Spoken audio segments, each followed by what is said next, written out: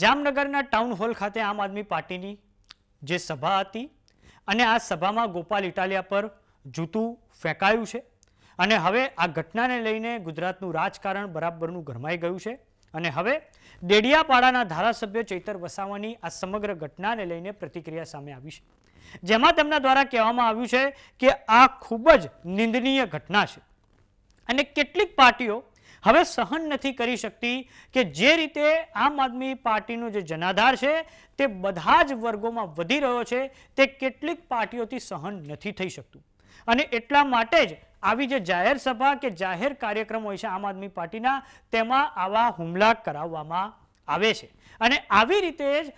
જે તે પાર્ટીઓ છે તે નશા કરાવીને માણસોને મોકલે છે અને આવા કાર્યક્રમોમાં હુમલા કરાવવામાં આવે છે। માટે આ ખૂબ જ નિંદનીય ઘટના છે અને આમ આદમી પાર્ટી હજુ વધારે મજબૂતીથી ફાઇટ આપશે અને લોકોના મુદ્દાઓને લઈને હજુ વધારે મજબૂતીથી તે આગળ વધશે।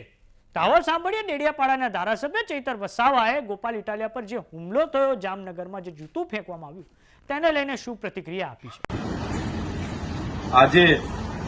જામનગર ખાતે ગોપાલભાઈ ઇટાલિયાની જાહેર સભામાં એક વ્યક્તિ દ્વારા એમના પર જૂતો મારીને હુમલો કરવામાં આવ્યો છે, જેનો અમે સખત શબ્દોમાં નિંદા કરીએ છીએ અને વખોડી કાઢીએ છીએ। ગોપાલભાઈ ઇટાલિયા અમારા ધારાસભ્ય છે, લોકપ્રિય નેતા છે અને આમ આદમી પાર્ટી એ ગુજરાતના તમામ વર્ગના લોકો માટે આજે અવાજ બની રહી છે। ત્યારે કેટલીક પાર્ટીઓના નેતાઓને પસંદ નથી અને કેટલાક લોકોનો ઉપયોગ કરીને અમારી સભાઓ રોકવા માટેનો જે આ પ્રકારના પ્રયાસો થઈ રહ્યા છે, જે ચોક્કસ પ્રમાણે એક નિંદાની ભાગ છે અને અમે ગુજરાતની જનતા સાથે છે। આવી રીતના અમારા લોકો પર હુમલાઓ અમે કોઈ પણ ભોગે સાખી નહીં લઈએ અને ગુજરાતની જનતા માટે અમે લડીએ છીએ અને લડતા રહીશું। અમને ભલે જેલોમાં નાખવામાં આવે છે, અમારા પર ખોટા કેસો કરવામાં આવે છે અને અમારી સભાઓમાં આ પ્રકારના નશો કરાવીને લોકોને મોકલીને જૂતાઓ પણ મારવામાં આવે છે, છતાં અમે ગુજરાતની જનતાના પ્રશ્નો ઉઠાવતા રહીશું, જનતાને ન્યાય અપાવતા રહીશું અને આવા પ્રકારની ઘટનાઓથી અમારું મનોબળ ક્યાંય વ્યથિત થવાનું નથી। એનાથી પણ વધારે તાકાતથી આવનારા દિવસોમાં આમ આદમી પાર્ટી પૂરા ગુજરાતમાં આગળ વધશે। તો હવે જામનગરના ટાઉન હોલ ખાતે એ આમ આદમી પાર્ટીનો કાર્યક્રમ હતો અને ગોપાલ ઇટાલિયા પર જૂતું ફેંકવામાં આવ્યું છે અને આ પછી ગોપાલ ઇટાલિયાની પ્રતિક્રિયા સામે આવી છે, જેમાં તેમના દ્વારા એવું કહેવામાં આવ્યું છે કે આખું જે ષડયંત્ર છે તે નાયબ મુખ્યમંત્રી હર્ષ સંઘવી દ્વારા રચવામાં આવ્યું હતું, કેમ કે જે હુમલાવર વ્યક્તિ હતો તેણે પોલીસ પછી એણે જૂતું ફેંકી દીધું અને પોલીસ પછી તેને એસ્કોર્ટ કરીને લઈ ગઈ છે। આમ અને જ્યારે આ હુમલો થયો તે પછી પોલીસવાળા મારી આજુબાજુ આવી ગયા હતા અને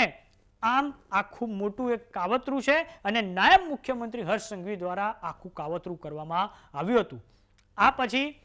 કોંગ્રેસના જે કોર્પોરેટર હતા જૈનબબેન ખફી કે જેમણે કોંગ્રેસમાંથી રાજીનામું આપી દીધું, જામનગર વોર્ડ નંબર 12ના કોર્પોરેટર હતા અને તેમણે આજે ગોપાલ ઇટાલિયાના હાજરીમાં આમ આદમી પાર્ટીની સદસ્યતા ગ્રહણ કરી હતી અને જૈનબબેન ખફી એવું કહી રહ્યા છે કે આ જે હુમલાઓ કરનાર વ્યક્તિ હતો તેની આખી આઈડેન્ટિટી અમારી પાસે છે, તેનું નામ છે છત્રપાલ અને તે કોંગ્રેસનું આઈટી સેલ ચલાવે છે। આમ એક તરફ ગોપાલ ઇટાલિયા એવું કહી રહ્યા છે કે નાયબ મુખ્યમંત્રી હર્ષ સંઘવી દ્વારા આખું કાવતરું રચવામાં આવ્યું હતું અને એક તરફ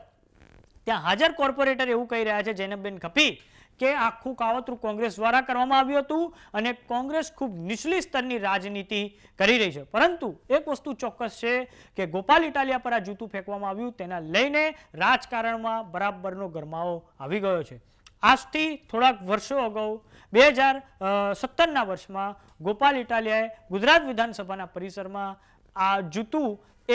તે વખતના ગૃહમંત્રી પ્રદીપસિંહ જાડેજા પર ફેંક્યું હતું, પરંતુ હવે સમય બદલાયો છે અને